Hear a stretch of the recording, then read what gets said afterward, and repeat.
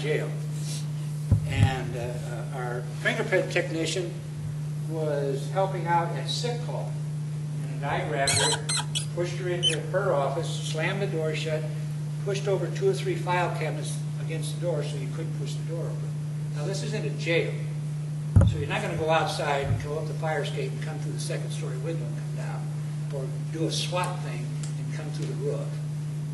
It was very tough how to figure out how we're going to do this guy. He was in jail for violating parole, for armed robbery and rape.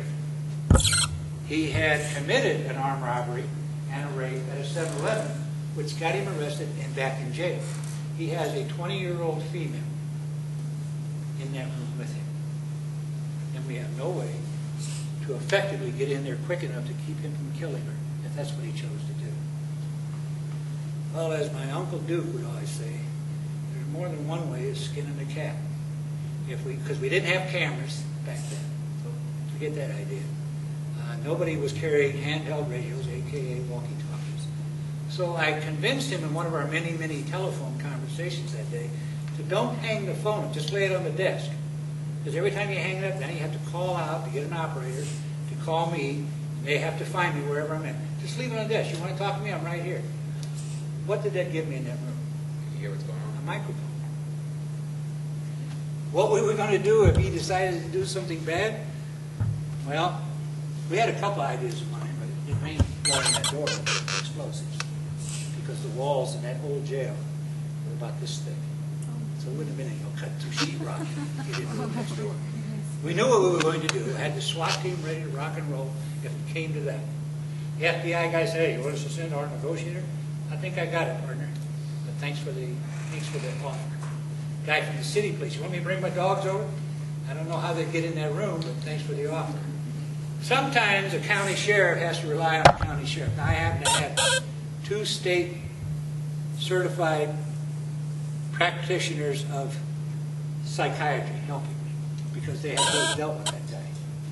And they tell me, pressure him back off, pressure him back off.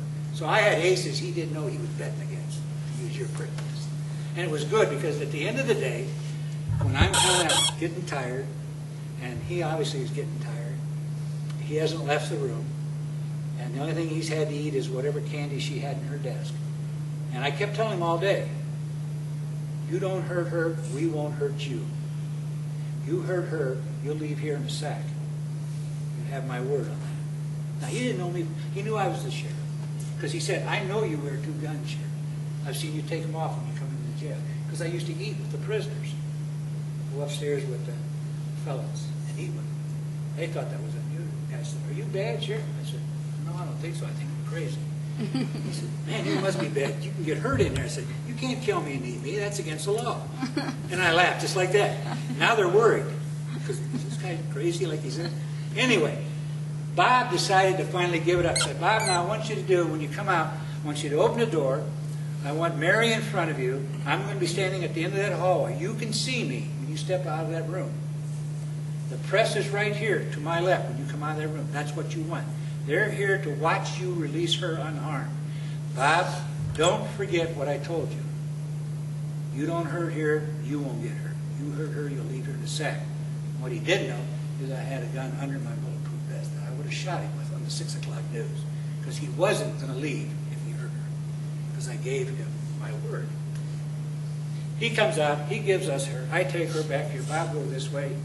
So we take him down the hall, we take his clothes off, put him in a segregation cell, and he starts setting things on fire in his cell.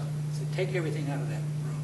No blankets, no mattresses, no coveralls, no food, until I bring it in the door. He's doing his best to get everything. I remember what he was in jail for is serious felony.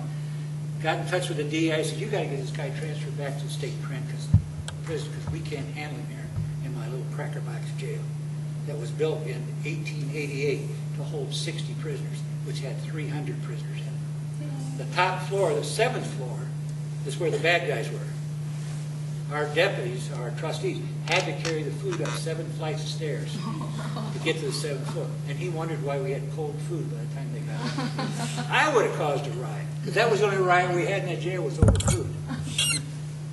And I went in, the guys were jumping up and down, screaming, what's going guys. I said, it's not like 14 guys, you tell me what your problem is.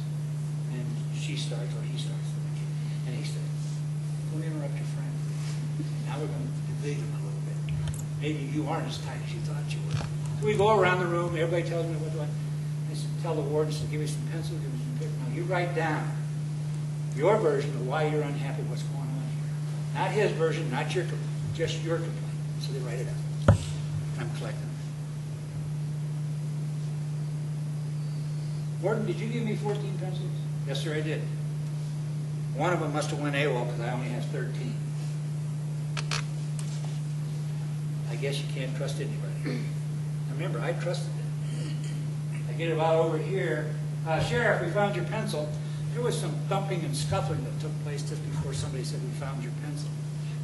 There was the 14th pencil. 2 weeks later, that idiot is still in jail, and he decides to play last man standing. He takes a piece of light bulb, wraps a rag around it.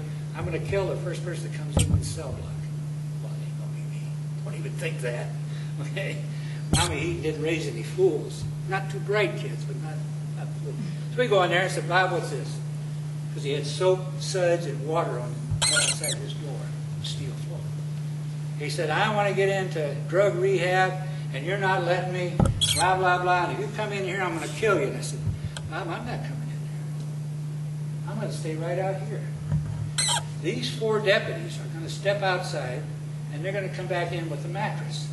And they're going to hold you against the wall while we search you, and then we're going to handcuff you, and we're going to put you in seg, and I'm going to take you back to the state pen today. Don't hurt one of those people.